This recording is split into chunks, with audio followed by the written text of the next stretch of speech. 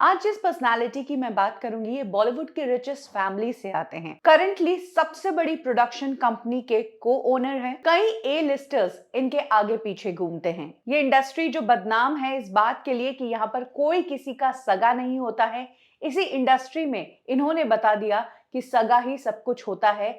चाचा भतीजे की ऐसी जोड़ी बनाई कि कंपनी को आज सबसे टॉप पर ले आए हैं। मैं बात कर रही हूँ टी सीरीज के मालिक लेट गुलशन कुमार के छोटे भाई कृष्ण कुमार दुआ की। कृष्ण कुमार दुआ की जिंदगी से जुड़ी वो बातें मैं आपको बताऊंगी जो आप शायद ही जानते होंगे। कृष्ण कुमार कब एक जूस की दुकान पर जूस बेचा करते थे, क्यों अपने करियर के टॉप पर उन्हें एक्टिंग छोड़नी पड़ी थी और कैसे कृष्ण कुमार ने दो बड़े आर्टिस्ट का करियर लगाया ठिकाने, एक नदीम और दूसरी अनुराधा पौडवाल।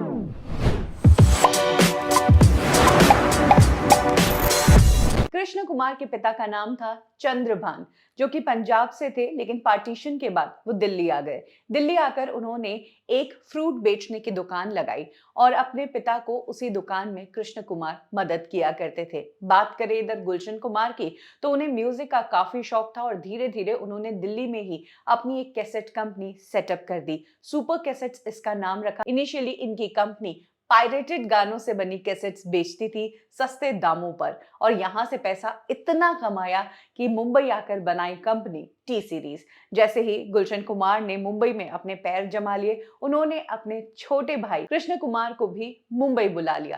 कहते हैं कि गुलशन कुमार खुद एक्टर बनना चाहते थे, लेकिन उन्हें फिल्म इंडस्ट्री में किसी ने काम नहीं दिया। यही कारण है कि जब गुलशन कुमार खुद म्यूजिक में बड़ा नाम हो गए और अच्छा पैसा कमा लिया, तब उन्होंने अपने भाई कृष्ण कुमार के थ्रू अपना सपना सच किया। उन्होंने कृष्ण कुमार को एक्टर बनाने के लिए फिल्म बनाई एज अ प्रोड्यूसर। ये फिल्म थी आजा मेरी जान। इस फिल्म को देवानंद के भतीजे केतन आनंद ने डायरेक्ट किया था और तानिया सिंह इस फिल्म की एक्ट्रेस थी, जो आज कृष्ण कुमार की वाइफ है। 1993 में ये फिल्म आई थी और इस फिल्म को प्रोड्यूस गुलशन कुमार ने ही किया था। हालांकि ये फिल्म सुपर फ्लॉप रही। इसके बाद गुलशन कुमार ने भाई कृष्ण कुमार के लिए कुछ और फिल्में बनाई, जिसमें कसम तेरी कसम, शबनम जैसी फिल्में शामिल है, लेकिन ये फिल्में भी फ्लॉप रही। कृष्ण कुमार की किस्मत खुली ईयर 1995 में, जब गुलशन कुमार ने अपना पुराना पैतरा लगाकर फिल्म बनाई। आपको बता दें कि टी सीरीज खड़ा हुआ है म्यूजिकल हिट्स पे। बात करें आशिकी की या लाल दुपट्टा मलमल की, ये फिल्में म्यूजिकल हिट थी और इन्हीं के दम पर टी सीरीज बड़ा नाम बना। यही कारण है कि जब कृष्ण कुमार का करियर टेक ऑफ नहीं कर पाया, तब गुलशन कुमार ने वही फॉर्मूला लगाया, सुपरहिट गाने बनाए, उन गानों के इर्द गिर्द एक कहानी बनाई और इस तरह से फिल्म बनी बेवफा सनम। बेवफा सनम अपने टाइम की अलग फिल्म थी। इस फिल्म के ट्रेलर में ऐसा कुछ दिखा दिया कि लोगों को फिल्म का इंतजार रहने लगा। एक्चुअली ट्रेलर में दिखाया था कि हीरो हीरोइन को शूट कर देता है। अब तक फिल्मों में ऐसा नहीं दिखाया जाता था। अब तक हीरो हीरोइन को हासिल करता था, लड़ता था, विलेन से झगड़ता था, लेकिन अब हीरो ही हीरोइन को मार रहा है।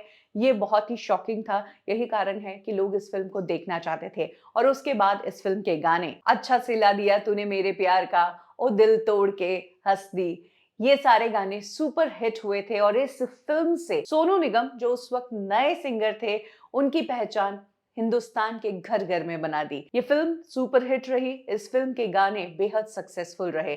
इधर गुलशन कुमार बेहद खुश थे कि फाइनली वो अपने भाई का करियर बना चुके हैं, उसे एक हिट एक्टर के रूप में साबित कर चुके हैं। कुछ और प्रोजेक्ट्स वो कृष्ण कुमार के साथ बना रहे थे और म्यूजिक के मामले में भी उनका मार्केट बहुत बड़ा हो गया था। फिल्म इंडस्ट्री की दूसरी कंपनीज को उन्होंने ऑलरेडी पछाड़ दिया था और फिल्म इंडस्ट्री के बिगेस्ट म्यूजिक लेबल वो बन चुके थे। लेकिन ईयर 1997 में गुलशन कुमार की हत्या कर दी गई और उसके बाद कृष्ण कुमार की जिंदगी पूरी तरह से पलट गई। जो कृष्ण कुमार कुछ और फिल्मों में काम कर रहे थे, आगे चलकर बड़े हीरो के रूप में सपने देख चुके थे, उन्हें अब अपने भाई की जिम्मेदारी लेनी थी। और भाई का बेटा यानी कि भूषण कुमार, जो उस वक्त 19 साल के थे, उन्हें बिजनेस के पैंतरे समझाने थे, टी सीरीज को फिर से खड़ा करना था। यही कारण है कि कृष्ण कुमार ने तभी एक्टिंग छोड़ दी और भूषण कुमार को बिजनेस सिखाने लगे, खुद टी सीरीज को संभालने लगे। फैमिली के अंदर भी काफी डिस्प्यूट थे, जो कृष्ण कुमार ने भूषण कुमार के साथ रहकर सारे सॉर्ट आउट किए और टी सीरीज में भी उन लोगों को हटाया गया जो दोस्त बनकर टी सीरीज को नुकसान पहुंचा रहे थे, जिसमें सबसे पहला नाम है नदीम श्रवण वाले नदीम का। इनफैक्ट नदीम के ऊपर इल्जाम भी लगा था कि नदीम ने ही अबू सलेम को सुपारी देकर गुलशन कुमार को मरवाया है। और उसके बाद दूसरा नंबर लगा अनुराधा पौडवाल का, जो ना सिर्फ टी सीरीज की मेन आवाज थी बल्कि टी सीरीज के डायरेक्टर्स में से भी एक थी। जैसे ही गुलशन कुमार की डेथ हुई, अनुराधा पौडवाल को भी साइडलाइन किया गया। अनुराधा पौडवाल को बतौर सिंगर छोटा मोटा काम दिया जा रहा था, लेकिन अब मैनेजमेंट के और एडमिनिस्ट्रेशन के जो फैसले थे वो अनुराधा पौडवाल से नहीं लिए जा रहे थे। चाचा भतीजा ने मिलकर टी सीरीज को संभालने की ठान ली। जो प्रोजेक्ट फ्रूटफुल थे उन्हें कंटिन्यू किया गया, और जो प्रोजेक्ट फ्रूटफुल नहीं लग रहे थे, जो शुरू भी नहीं हुए थे, उन्हें वहीं पर छोड़ दिया गया। इनफैक्ट गुलशन कुमार के दूसरे भाई गोपाल कृष्ण ने टी सीरीज को हथियाने की कोशिश की और टी सीरीज के दूसरे बिजनेस जो थे उन पर भी कंट्रोल करने की कोशिश की। तब कृष्ण कुमार ने गुलशन कुमार के बेटे भूषण कुमार को सपोर्ट किया और सारे बिजनेस फिर से अपने कंट्रोल में लिए। और गुलशन कुमार की डेथ के 2-3 साल में ही वो टी सीरीज को एक बार फिर से टॉप पर लिया है और गुलशन कुमार के बेटे भूषण कुमार को मार्केट के लिए तैयार कर दिया। लेकिन ईयर 2000 में कृष्ण कुमार तब कंट्रोवर्सी में आ गए थे जब उन पर मैच फिक्सिंग का इल्जाम लगा था और कहा गया था कि उन्होंने जुआ खेला है। 2002 में कृष्ण कुमार शादी कर लेते हैं तानिया सिंह से, जिनके साथ उन्होंने अपनी पहली फिल्म की थी। तानिया सिंह म्यूजिक कंपोजर अजीत सिंह की बेटी है और खुद भी एक्ट्रेस होने के साथ साथ सिंगर है। तानिया सिंह से उन्हें बेटी हुई टिशा, जिस टिशा की हाल ही में डेथ हुई और उसकी डेथ ने कृष्ण कुमार को तोड़ दिया। आपको बता दें कि कृष्ण कुमार ने अपने भाई के जाने के बाद एक्टिंग बिल्कुल नहीं की। सिर्फ एक फिल्म आई थी पापा दी ग्रेट, उसका हिस्सा वो बने थे और उसके बाद उन्होंने एक्टिंग नहीं की।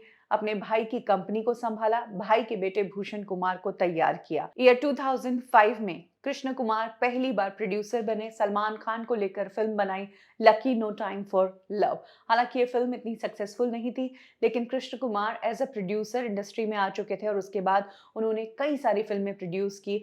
आज टी सीरीज के को ओनर होने के साथ साथ कृष्ण कुमार टी सीरीज की ज्यादातर फिल्मों में को प्रोड्यूसर रहते हैं और हाल ही में उन्होंने बहुत ही शानदार फिल्में दी है। भूल भुलैया 2 काफी सक्सेसफुल रही और एनिमल फिल्म के भी वो को प्रोड्यूसर रहे, तो समझ सकते हैं कि एज अ प्रोड्यूसर वो कितना अच्छा कर रहे हैं।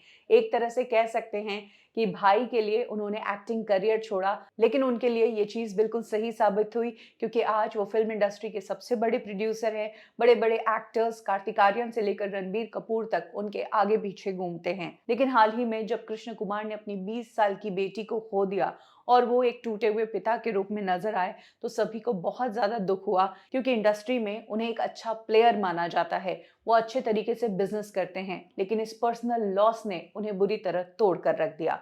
बात करें अगर टी सीरीज की, कि टी सीरीज में कृष्ण कुमार की क्या भूमिका है, क्योंकि मेन हेड तो भूषण कुमार है, तो फिर कृष्ण कुमार क्या करते हैं? तो रिपोर्ट्स के मुताबिक कृष्ण कुमार टी सीरीज में तो वो मुंबई का मार्केट संभालते हैं, फिर चाहे म्यूजिक एक्विजिशन हो, रिकॉर्डिंग्स हो या टीवी प्रोडक्शन हो या फिल्म प्रोडक्शन हो, ये सारी चीजें कृष्ण कुमार ही देखते हैं। ये तो हो गया ऑन पेपर उनका क्या रोल है, लेकिन पीछे रहकर भी वो बहुत कुछ निपटाते हैं। टी सीरीज के जितने प्रोफेशनल मामले झगड़े हैं वो सब कृष्ण कुमार ही क्लियर करते हैं। और तो और, जब हाल ही में भूषण कुमार और दिव्या खोसला के अलग होने की खबरें आई थी, तब कहा गया था कि पूरी सिचुएशन को कृष्ण कुमार ने इतने अच्छे से संभाला कि मीडिया में कोई बात भी नहीं आई और मामला भी निपट गया। कुछ इस तरह के शानदार प्लेयर है, शानदार तरीके से वो बिजनेस और बाकी चीजों को मैनेज कर लेते हैं। कृष्ण कुमार ने जिस तरीके से भूषण कुमार को बिजनेस सिखाया है, जिस तरीके से उन्होंने भूषण कुमार को आज इंडस्ट्री के सबसे बड़े आदमी के रूप में खड़ा किया है, उसे ना सिर्फ ये पता चलता है कि इस इंडस्ट्री में सगे रिश्ते ही सब कुछ है, चाचा भतीजे की इस जोड़ी ने म्यूजिक इंडस्ट्री और फिल्म इंडस्ट्री दोनों को डोमिनेट किया हुआ है, बल्कि ये भी कह सकते हैं कि जिस तरह से गुलशन कुमार ने कृष्ण कुमार को इंडस्ट्री में खड़ा किया, उसी का कर्ज अदा करके उन्होंने भूषण कुमार को इंडस्ट्री के लिए तैयार किया।